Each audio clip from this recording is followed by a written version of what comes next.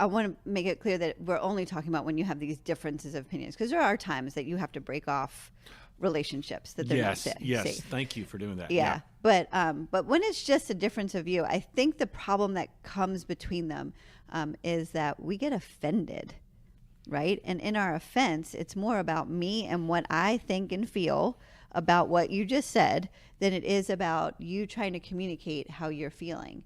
And oftentimes when we're doing that, our voices will raise, we're getting passionate about what we feel.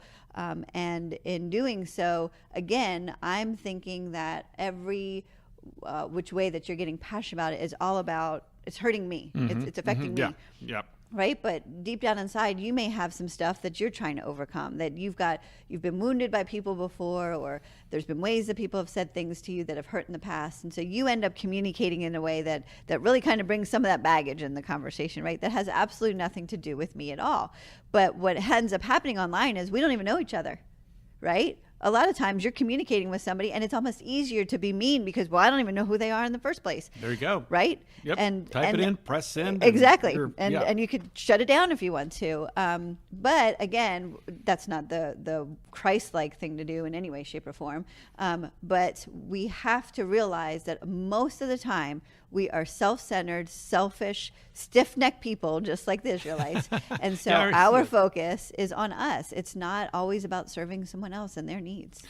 It's very interesting you said. I wanted to return to that because you made a very good point with respect to relationships. There are going to be instances where relationships will either go through different seasons, or there may be a situation, there may be either a conflict between the two parties in the relationship, or it may be where you have one person that has noticed something that is going on and they want to biblically confront that. Right. Knowing full well if you are the confronter,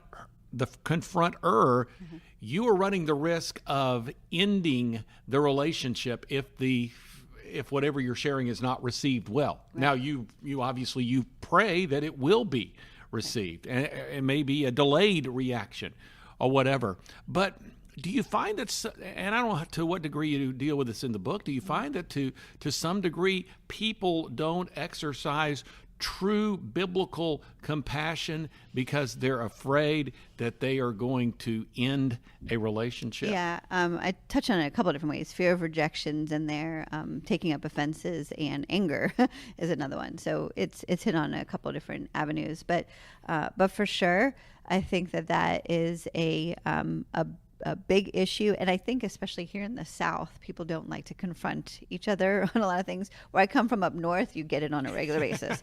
I mean, the cabbies, get out of my way, honk. It's just different living in the South. But I really think we're doing ourselves and the relationship more damage than good when we don't address the issues that are hurting us and festering underneath, because we're not giving birth to the feelings that we have and the emotions that we have that are often sometimes even ill-founded. We could be assuming that somebody meant something when they didn't. And so if we never actually go to the person and say, is this what you meant? Because if you did, this is how I felt. Is that okay? You'll never have any resolution over that, and you will have a lot of broken relationships around you. All right, final question here relative to the book, Like Me or Not. You tell readers, don't choose to be offended. And this, of course, entails choosing forgiveness. So what instruction or direction would you give readers to do that? It's not an easy one, but it was life-giving to me when somebody said to me, Dawn, you can choose not to be offended. You can decide that you don't want to take offense off of what somebody else said to you. And I went, what do you mean I could do that? That thought never even crossed my mind.